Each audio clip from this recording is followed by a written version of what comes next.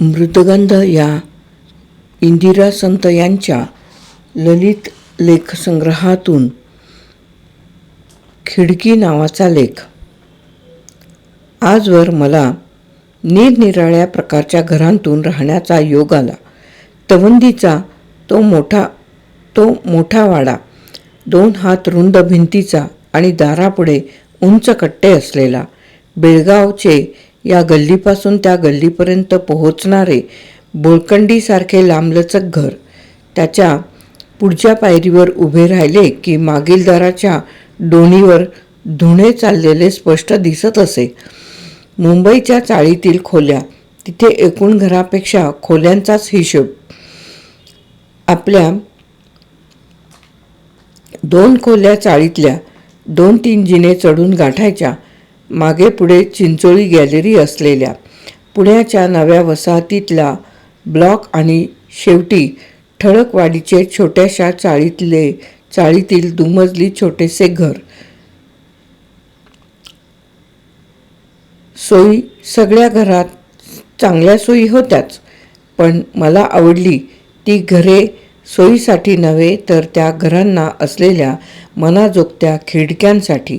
घराला खिडकी नाही ते घर कसले? खिडकी देखील केवळ प्रकाशाला वेसण घालून आत ओढणारी नव्हे.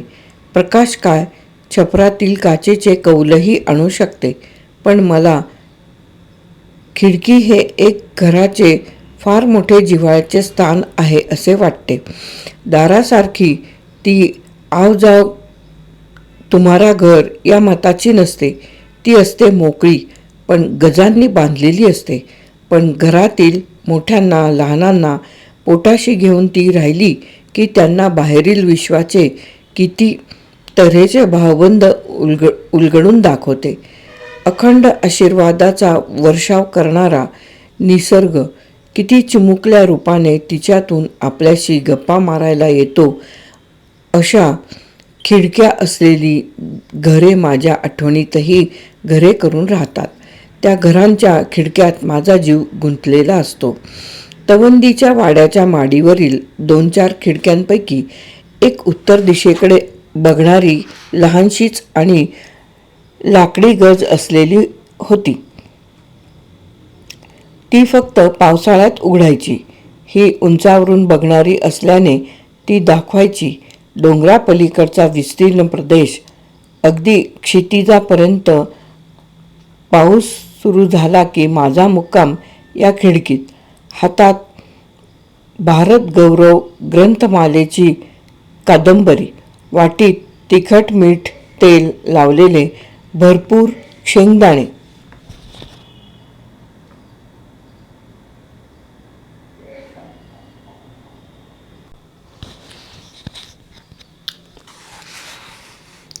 वाटीत तिखट मीठ तेल लावलेले भरपूर शेंगदाणे, मिसळलेले पोहे आणि बाहेरचा पाऊस. आळीपाळीने या सर्वांचा स्वाद घेताना वेळ थोडा वाटायचा. कोसळत्या धारांचे घनदाट जंगल दूरपर्यंत दिसत राहायचे. त्यात मधून कुठे सूर्याची किरणे घुसली की तेवढा पट्टा म्हणजे चांदीच्या तारांचा झगमगता खजिनाच. कधी पावसाची झिम्मड असायची, आभाळ गच्च असायचे आणि त्या पाऊसधारा म्हणजे गुहेतील काळोखात नृत्य करणाऱ्या जलदेवताच वाटायच्या. पाऊस थांबला की दूरवर लाल गुंफणी पाण्याचा हलता गालीचा पसरलेला. त्यात काही वेळा हिरण्यकेशी नदीचा पूरही दिसायचा. दुसरी माडीवर एक खिडकी होती. ती मोठी होती. तिच्यावरून गावचे थोडेसे कौलार आणि मग एकदम पडदा उभा केल्यासारखा डोंगराचा आभाळापासून खाली पोहोचलेला उतार दिसायचा. मधून गुलाबी रंगाच्या घळी, झाडे झुडपे आणि संथपणे चरत चढणी उतरणीला लागलेली गुरे हे असायचेच. पण मला आवडायचा तो त्या डोंगराच्या उतारावर असलेला कोपब्रह्म. आम्ही त्याला कोपब्रह्म म्हणत असू. एक मोठे झाड आणि त्याखाली हा भला मोठा शेंद्राने थपथपलेला पाषाण. माथ्यावर थोडे उंच आणि त्याखाली चांदीचे उग्र डोळे असलेला देव या खिडकीतून किती कोमल दिसायचा. त्याची एक कथा आहे.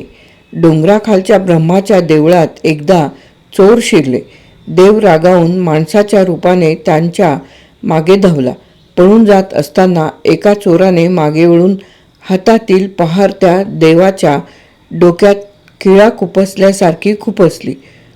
चोर पळून गेले. तो तेथेच राहिला. रागावून खाली आला नाही. तो कोपब्रह्म. त्याच्या डोक्यातील पहार कुणी काढत का नाही याचा मी विचार करत असे. तिन्ही सांज होऊन अंधारले की एक दिवा हेलकावे खात डोंगरावर चढताना दिसला की भीती वाटायची. गुरव दिवा लावण्यासाठी वर जातो आहे हे माहीत असूनही रोज त्यानंतर मात्र मी खिडकी घट्ट बंद करून घेत असे. असे ऐकले होते की रात्री 12 वाजता रोज तिथून मशाली घेऊन वेताळ निघतो आणि पद्मावतीच्या तळ्याशी येतो. अमावस्येच्या रात्री तर घंटांच्या नादात पालखी येते. गावात त्या घंटा ऐकूही येत.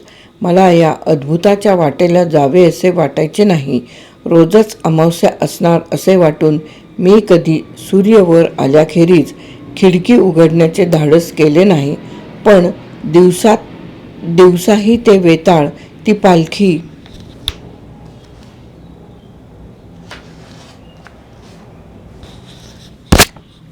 त्या मशाली आणि घंटा मला डोंगर उतरताना दिसत. हे कल्पनेतील बघण्याची ओढ फार.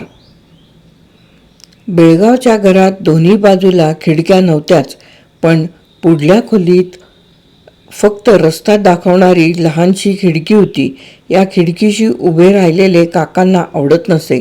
त्यासाठी मारही खाल्ला, पण उभे राहण्याची ओढ गेली नाही. बघावे असे खूप दिसायचे. मधून आमच्या दारावरून एक घोडेस्वार जायचा. घोड्याच्या ठुमकत चालीच्या टापा ऐकू येऊ लागल्या की मी जेवणाच्या ताटावरून उठून तो बघायला जाई. केवढा मोठा पांढराशुभ्र घोडा आणि उंच तरी किती. मला वरील स्वार काही खिडकीतून दिसायचा नाही. त्याचे रिकिबीतले पंपशू घातलेले चिमटलेल्या विजारीच्या काठाखालचे पाय तेवढे दिसायचे.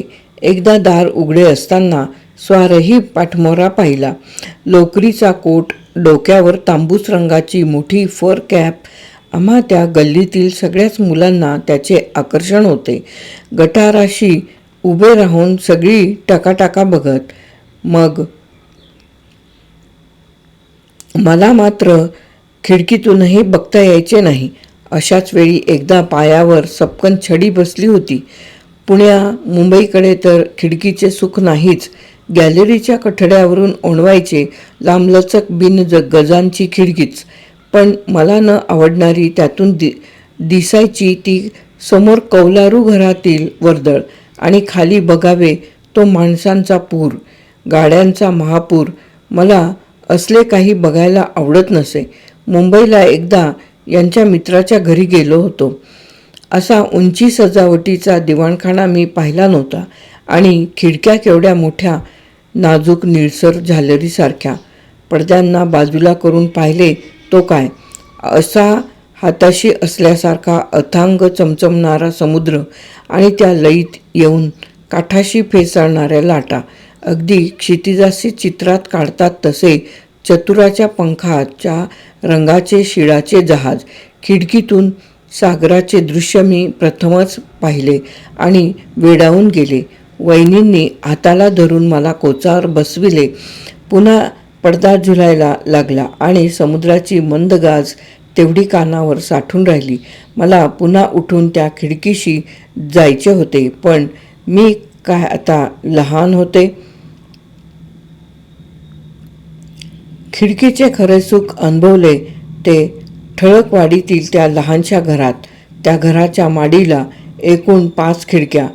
पूर्व पश्चिमेच्या भिंतीला 2-2 लांबट पण मुलांना बसता येईल असा कट्टा असलेल्या आणि उत्तरेच्या बाजूला मोठी. त्या 2 लहान खिडक्यांतून भाताची शेते, नानावाडीला जायचा शेतवाडीतील बांध आणि दूरवर लक्ष्मीटेक दिसे. मावळते तारे ग्रह आमचा या खिडकीतूनच निरोप घेत, पण मुलांच्या या अधिक आवडत्या काही खायला दिले की ते घेऊन या खिडकीत बसून बाहेर बघत थोडे थोडे तोंडात टाकत हे खिडकी पिकनिक चालायचे. चंदू जरा उंच, पण तोही खिडकीशी उभा राहून खाणे संपवी. मुलांना तशी सवयच लागून गेली. मुलांना सुखाच्या प्रसंगी अगदी एवढ्याशा जागेत निवांत बसायला आवडत असावे. इथे तर बाहेरील गंमत आणि बसण्याची आतली बैठक हे सुख मिळायचे. लहान मुलांसाठी अशा बसून खाण्याच्या, बाहेरची गंमत बघण्याच्या खिडक्या प्रत्येक घराला असाव्यात असे मला राहून राहून वाटत असते. उत्तरेच्या भिंतीला खिडकी होती. ती खास माझी पुस्तके सांभाळणारी. विद्यार्थिनींनी आणून दिलेल्या नागचाफ्याच्या सुरंगीच्या फुलांचा आस्वाद घेणारी. या खिडकीतून बाहेरचा फक्त शेजारच्या अंगणातील पपनसाचा मोठा विस्तार दिसायचा. चांदण्याच्या दिवसात तर ती पाने काळीशार होत चमचम झुलत असायची.